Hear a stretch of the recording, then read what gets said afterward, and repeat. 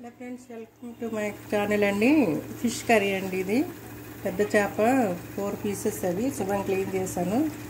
దానిలో పసుపు, ఉప్పు, కారం, జీలకర్ర పొడి, ధనియాల పొడి వేసామండి. అల్లం వెల్లుల్లి వేయక్కర్లా, మసాలా వేయక్కర్లేదు. టమాటా ముక్కలు, ఉల్లిగడ్డ ముక్కలు, పచ్చిమిర్చి ముక్కలు వేసాము.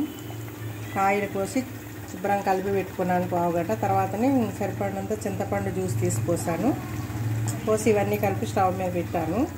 పావుగంట అయిన తర్వాత సాల్ట్ చూసుకొని కొత్తిమీర, కరివేపాకు చల్లి దించేయాలండి. ఇదిగో అవుతుంది కర్రీ.